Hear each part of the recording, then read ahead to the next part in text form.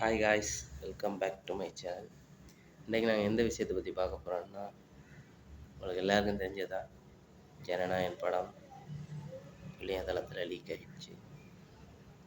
So இந்த வீடியோவும் அது சம்மந்தப்பட்டது தான். அந்த படம் லீக் ஆனது நிறைய பேர் அந்த படத்தை கூட பார்த்துட்டு என்கிட்ட லிங்க் இருக்குது உனக்கு வேணுமா, படம் அவ்வளோதுக்கு இல்லை, இதெல்லாம் என்னத்துக்கு வேஸ்ட்டுன்னு சொல்லி இதெல்லாம் தியேட்டரில் பார்க்கறதுக்கு ஒர்த்து இல்லை அப்படின்லாம் கமெண்ட் வருது.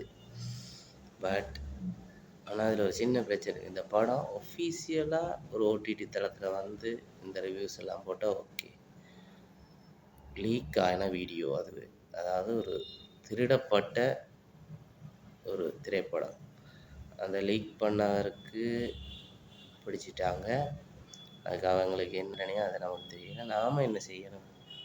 இந்த லீக் பண்ணப்பட்ட லிங்கை எடுத்து ஷேர் பண்ணாமல் பார்க்காம படம் தியேட்டருக்கு எப்போ வருதோ அப்போ பார்க்கலாம். இல்லாட்டி ஓகே, தியேட்டருக்கு போகிறதுக்குலாம் டைமில் பாண்டா வேணும், ஓடிடியில் ரிலீஸ் ஆகும், அதுக்கப்புறம் அதை டவுன்லோட் பண்ணி பார்க்குறது ஒரு ஓகே சரியான ஒரு செயல். ஆனால் இப்போ நடக்கிறது மிகவும் மோசமான ஒரு செயல். திருடப்பட்டு லீக்கான படத்தை ஃபுல்லாக டவுன்லோட் பண்ணி பார்த்துட்டு படம் நல்லா இல்லை அப்படி ரிவ்யூ சொல்கிறது. இது எப்படி தெரியுமா இருக்குது?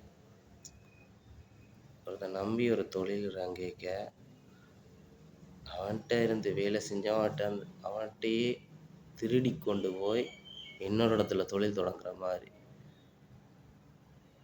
இது போல் ஒரு இதான விஷயம். இதால் பாதிக்கப்பட போகிறது அந்த படத்தில் வெயிட் பண்ணிக்க எல்லாம் இருக்குதான்.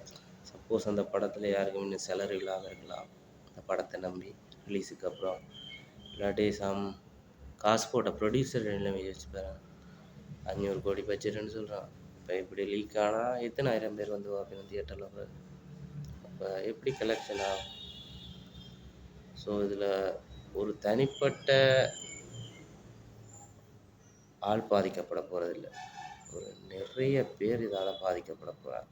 ஸோ நாமெல்லாம் செய்ய வேண்டியது என்ன? இந்த படத்தை வெயிட் பண்ணி தியேட்டரில் பார்த்து உங்களால் முடிஞ்ச சப்போர்ட்டாக கொடுப்போம்.